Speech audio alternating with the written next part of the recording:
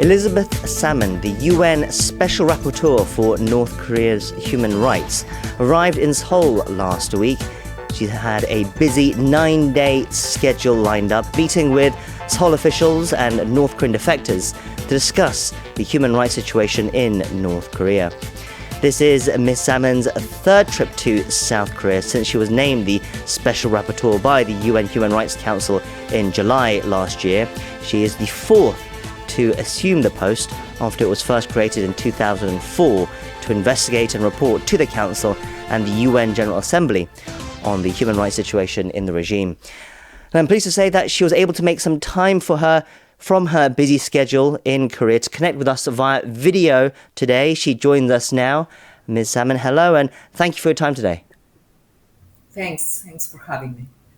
Yes, it's a pleasure to have you with us. It's already been over a year since you were appointed as the Special Rapporteur. So how has that year been for you? Could you share with us what you've been working on the past year? Well, this first year I'm busy with a lot of activities. I wrote a couple of reports to the UN General Assembly and to the Human Rights Council. I had a number of country missions as well. To the US, I also was in Japan and here, of course, in South Korea 3 times, as you mentioned before. And I would like to say that during this first year, I tried to focus on the victim-centered approach. I don't want to lose that focus in my job, but also the gender approach. So it means to focus on the situation of women and girls. And as you know, it was the main subject of my report to the Human Rights Council. Yes, earlier this year you released a report on the abuses against women and girls, in particular in North Korea, and that of course made quite a few headlines as well. Tell us about this visit to South Korea now. As we said, it's your third time here, your second official visit. What was the main purpose of your visit this time around, and what did you hope to achieve? Well, there is no country in the world that is more interested in the situation of the human rights in North Korea than the Republic of Korea. So for me, it's quite important to remain in touch with victims in the very first place, with civil society organizations, with academia, but also with the authorities of the South Korean government. And that's what I have been doing during these days. And it's good for me because I always get fresh information about measures taken and fresh testimonies. So I'm very grateful for the cooperation I always receive here. And you're wrapping up your stay by holding a press conference on Tuesday. Do you know what you're going to be saying? Are you able to give us any sort of preview? Well, it's always very, very difficult to say that. I'm still working on the press conference. Okay. What are some of the human rights violations, would you say, in North Korea that has concerned you most currently? Can you tell us about any recent findings and what sort of violations are taking place? Update us on the situation. Well, one of my main concerns, as I mentioned before, is the situation of women and girls in the DPRK.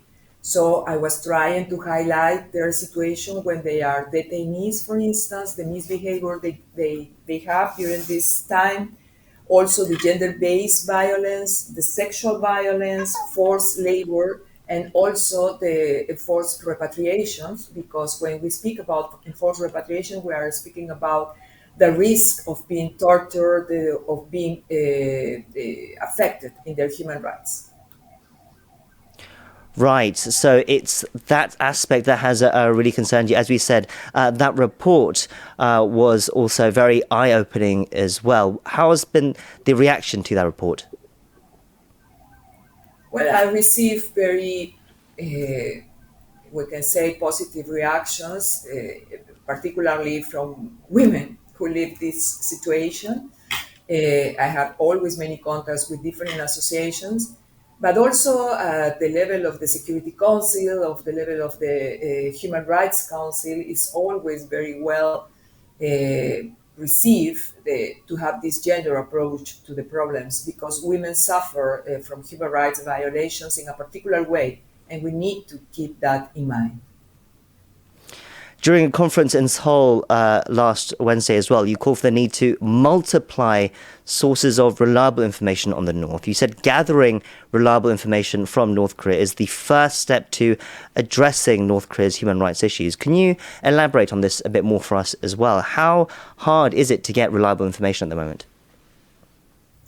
Yes, firstly, I would like to say that I respect a lot the testimonies of defectors. I appreciate a lot their courage to share their very strong, very sad stories with us. So this is I want to start by this. But at the same time, as you well know, the number of defectors has decreased in the last years because of COVID-19, because of the closure of borders.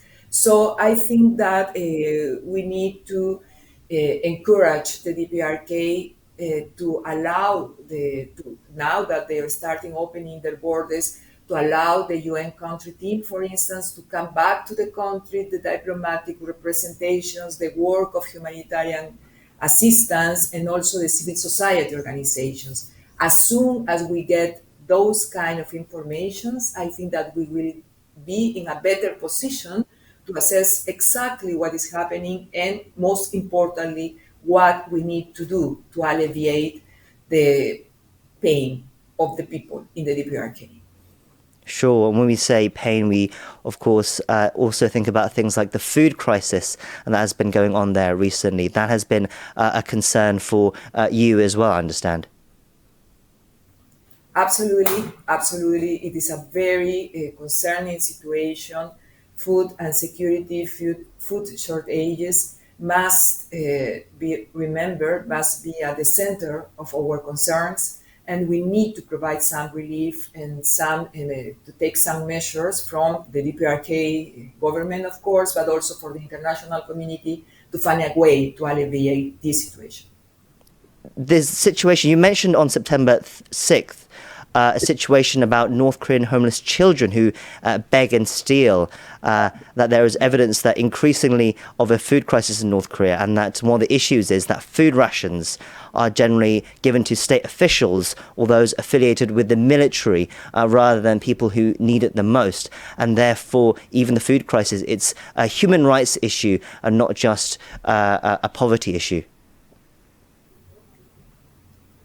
Thank you for that question. The problem of food in the DPRK is a very concerning problem, but also there is a problem of access to food.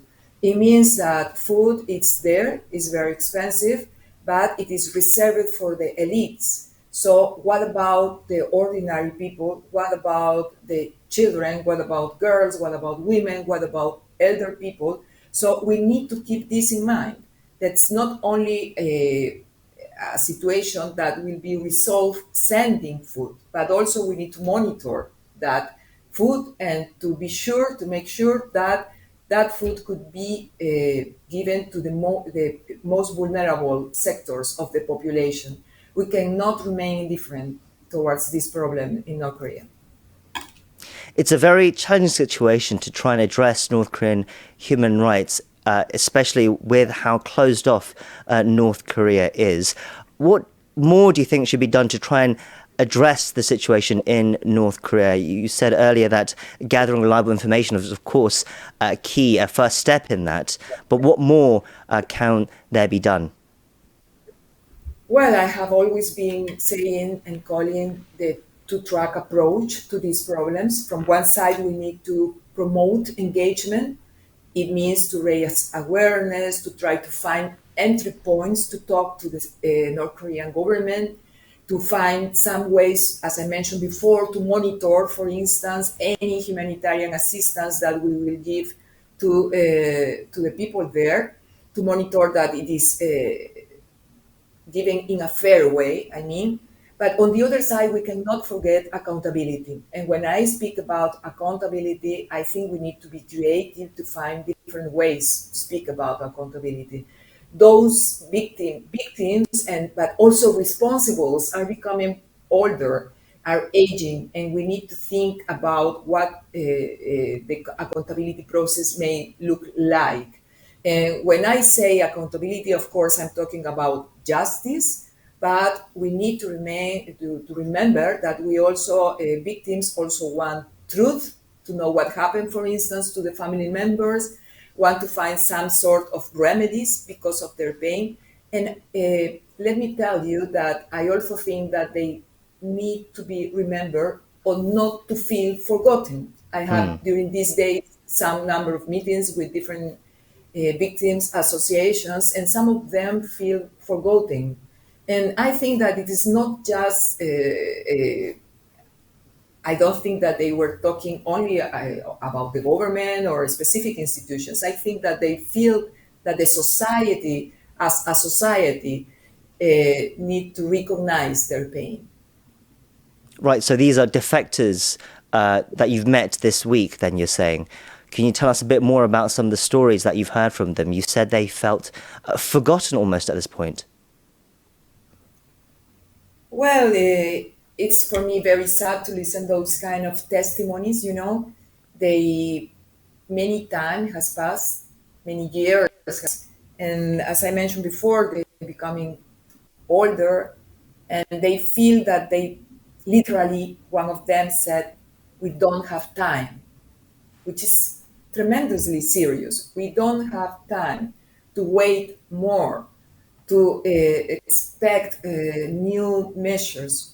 And I think that this is very, very genuine, and I feel total empathy with those kind of approaches. So I would like to encourage all the members of the Korean society to be aware of this pain, to remember that they are here, that they are waiting for some measures, that they want to know about their family members, and that we need to feel that the concern as our concern, not only as their concern, but as our concern. And that's part of the solution, I think. Sure, and you are here in South Korea at the moment. What do you hope to see from South Korea as well? What role do you see South Korea playing in supporting your efforts as the Special Rapporteur on North Korea human rights and to shed light on this issue? Well, the ROK government has accepted my request of visiting your beautiful country 2 times, so I'm very grateful for that. They give me access to the sources I need to play my role. So I think that also it is important to mention that the ROK is now supporting the General Assembly resolution. Also, you are working a lot for having these public sessions in the Security Council. We had it on August 17, and also the ARIA formula in September of this year. So I think that it is important to recognize that. But it's also important to mention that we need the leadership to gather people together, to try to find and to build bridges, to have a better communication about these issues in the whole Korean society. And finally, I understand that you are going to be preparing a report on what you found here and submitting it to the UN as well. What sort of message will you be taking back to the UN? Well, as you know, the reports are not only linked to my visit. The visit is a way to nourish that report, but I'm working a lot on my 3rd report. I can tell you that I want to stress the strong relationship that human rights, peace, and security has in general. We cannot speak about a sustainable peace without human rights. And what I want to stress is that when we speak about peace and security, we must remain the importance of human rights, the importance of people and their rights. So I'm working on it. It's not finished yet, but this visit has been extremely interesting for me because I have the opportunity to talk directly to people, which is something absolutely important for me. Well, we hope the rest of your stay in South Korea is fruitful and worthwhile as well. And we hope you can join us again on our show next time as well. We'll have to wrap it up there. We've been speaking to Elizabeth Salmón, the UN Special Rapporteur for North Korea's human rights. Thank you once again for your time today. Thanks.